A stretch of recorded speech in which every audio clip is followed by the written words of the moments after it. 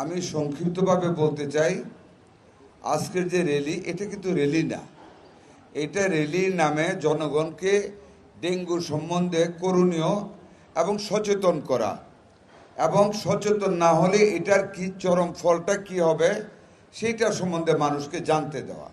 সেটা শুধু আমরা জানাবো না, আপনারা যারা শুনছেন আপনারা প্রত্যেকে জানাবেন, যারা এই এলাকার প্রত্যেকে জানাবেন। আমাদের প্রশাসক সাহেবের যতগুলি হ্যান্ডস আছে এলাকায়, ওয়ার্ডে ওয়ার্ডে, প্রত্যেককে জানাতে হবে। কি জানাতে হবে? ডেঙ্গু একটা মহামারী রোগ। ডেঙ্গু মানুষের মৃত্যু ঘটায়। ডেঙ্গু মশা 200 মিটার পর্যন্ত উড়ে যেতে পারে এক বাড়ি থেকে আরেক বাড়িতে মানুষকে কামড়ানোর জন্য। ডেঙ্গু মশায় কামড়ানো মানে ডেঙ্গু হবে। ডেঙ্গুর 4টা ভেরিয়েন্ট আছে, এক একবার এক এক রূপে তারা, ভূত যেমন এক এক দিন এক এক রূপ ধরে, গল্প শুনতাম।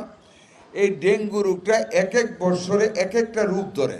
কোনো সময় হালকাভাবে থাকে, কোনো সময় বেপরোয়াভাবে হয়।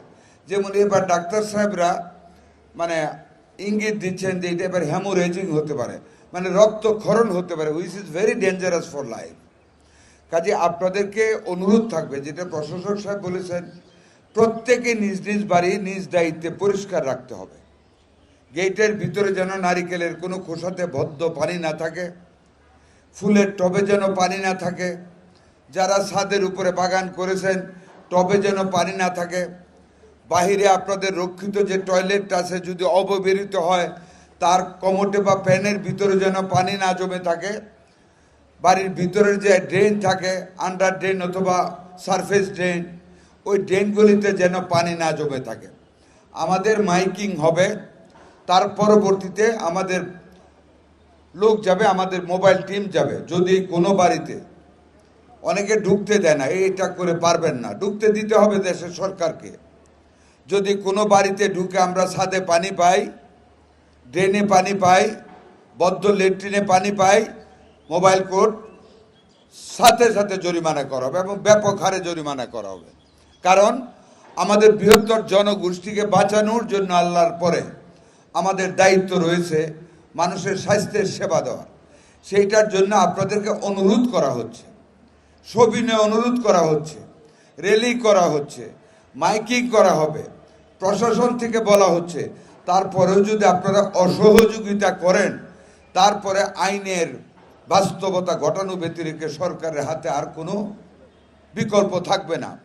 সাংবাদিক ভাইয়েরা আছেন, আপনাদের কাছে অনুরোধ থাকবে সবিনয়, আপনারা আপনাদের মাধ্যমে একটু জনগণকে সচেতন করার লক্ষ্যে এই জিনিসগুলি যা আমি বলেছি, যা প্রশাসনিক কর্মকর্তা আমাদের প্রশাসক বলেছেন, যা আমাদের সচিব মহোদয় বলেছেন, বাড়ির ভিতরের আঙিনা, বাড়ির ভিতরের ছাদ, বাগান ছাদ, বাড়ির ভিতরের ড্রেন, বাড়ির ভিতরের লেট্রিন, এগুলি সব পরিষ্কার রাখতে হবে। যেইগুলি মশাকে জন্মে, এই যে বললেন আমাদের প্রশাসক সাহেব, সময়ের সাথে সাথে দেখা দেয় নিত্য নতুন প্রয়োজন। রেডি থাকতে হয় প্রতি মুহূর্ত।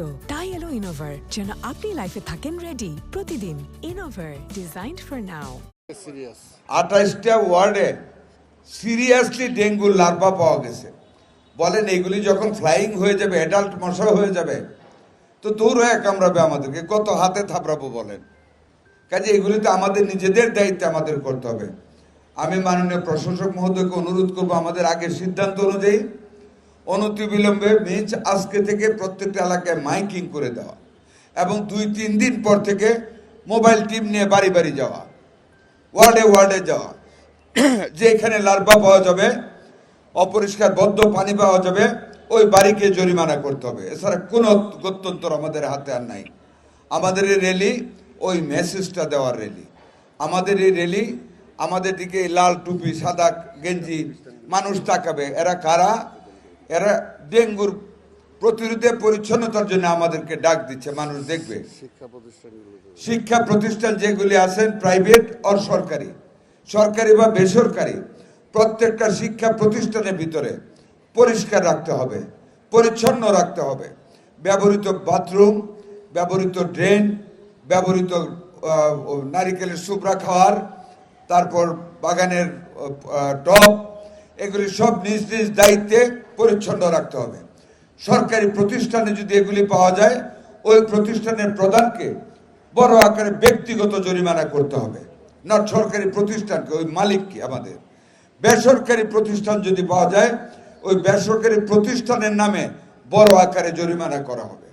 আমরা ডিসি মহোদয়দের সাথে মিটিং করেছি, বিভাগীয় প্রশাসকদের সাথে বলেছি, ডিসি মহোদয়গণকে ম্যাজিস্ট্রেট দেওয়ার জন্য বলা হয়েছে। ওনারা প্রস্তুত আছেন। আগামী 2-3 দিনের ভিতর মোবাইল টিম কাজ করবে ইনশাল্লাহ। কাজে আপনাদের কাছে অনুরোধ, আমরা একটা জনহিতকর কাজে যাচ্ছি, জনগণকে যাতে কষ্ট না দিতে হয়, আপনারা সেই অনুরোধটা মিডিয়ার ভাইয়েরা আপনারা বলবেন, যাতে করে আমাদের আইনানুগ ব্যবস্থায় না যেতে হয়।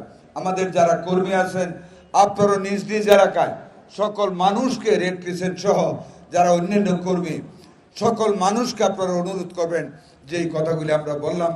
আপনাদের সবাইকে ধন্যবাদ। প্রায় 60টা ওয়ার্ডে 28টা ওয়ার্ডে হলো একেবারে অধিক ঝুঁকিপূর্ণ, 28টা ওয়ার্ডে। আর বাকি যে কয়টা সেটা মাঝারি ঝুঁকিপূর্ণ, মাত্র অল্প কয়েকটা আছে যেখানে ঝুঁকিপূর্ণ না। কিন্তু তার মানে বোঝা যায় যে বেশিরভাগ বাড়িতেই, আমরা যে সমস্ত বাড়িতে জরিপ করেছি সেগুলো নর্মাল যে সমস্ত বাড়ি, সেগুলো যেগুলো কনস্ট্রাকশন হচ্ছে এরকম কিছু কিছু মার্কেটের জায়গা, আমরা এগুলোতে জরিপ করেছি। এই জরিপের রেজাল্ট এটা আপনাদেরকে আমরা জানিয়ে দিলাম। কারণ তার মানে আপনার ঘরে আপনি খবর নেন, আপনার বাড়ির উঠানে আপনি দেখেন পরীক্ষা করে যে আপনার এখানেই লার্ভা জন্ম হচ্ছে কিনা। যেদিন প্রথম আমরা সার্ভে শুরু করি, সেদিনই প্রথম আমরা নগর ভবনের পাশেই একটা জায়গাতে আমাকে নিয়ে যায় আমাদের পরিচ্ছন্ন কর্মচারীরা, যারা আজকে স্বাস্থ্যসেবায় কাজ করছেন। সেখানে আমাদের যে পশু হাসপাতাল আছে, পশু হাসপাতালের ভিতরে সেখানকার পশু হাসপাতালের কর্মচারীরা সেখানে বাড়ি বানায় সেখানে থাকে। সেখানে গেলাম, দেখলাম যে একটা টেলিভিশনের ভাঙা ককশিট পড়ে আছে আর একটা ভাঙা পাতিল পড়ে আছে, তার উঠানেই সেখানে সেটার মধ্যে লার্ভা জন্মে আছে। আমি পরিচালককে ডাকলাম, বললাম যে আপনার এখানে, স্যার আমি তো এখানে থাকি না। তা আপনি থাকেন না, কিন্তু আপনার কম্পাউন্ড তো এটা, যে আজকে এই লার্ভাটা আর যদি 2 দিন থাকে তাহলে এই লার্ভাটার মশায় উৎপাদিত হবে। মশা উৎপন্ন হওয়ার পরে আপনাকে কামড়াবে, আপনাকে কামড়ানোর পরে ডেঙ্গু হবে আপনার। আর আপনি তখন যায় হসপিটালে বলবেন সিটি কর্পোরেশন তো মশা মারে নাই। তো মশা জন্মাইলেন আপনি, মশার পুরো ক্ষেত্র আপনার এখানে, আপনি সেটাকে ধ্বংস না করে আপনি যদি এইভাবে করেন তাহলে তো হবে না। ঠিক তেমনিভাবে আজকাল ডেঙ্গু মশা কিন্তু স্বচ্ছ পানিতে জন্মায়, স্বচ্ছ পানিতে জন্মায়। কাজে আমাদের প্রত্যেকটা আঙিনা, প্রত্যেকটা বাড়ি, প্রত্যেকটা ছাদ, প্রত্যেকটা রাস্তা আমাকে পরিষ্কার রাখতে হবে। এটা সবাই আমরা খেয়াল রাখবো। কোনোভাবেই দেখেন, আপনাদেরকে আমি চ্যালেঞ্জ দিয়ে বলতে পারি, যদি আজান নামাজের পরে আপনার 7টা-8টার মধ্যে ঢাকা শহরে বের হন, কোথাও কোনো আবর্জনা দেখবেন না। কিন্তু আবার 10টায় যদি বের হন, দেখবেন যে প্রত্যেকটা রাস্তা আবর্জনা মুক্ত হয়ে গেছে, আবর্জনা যুক্ত হয়ে গেছে। এই আবর্জনাটা কোত্থেকে আসে?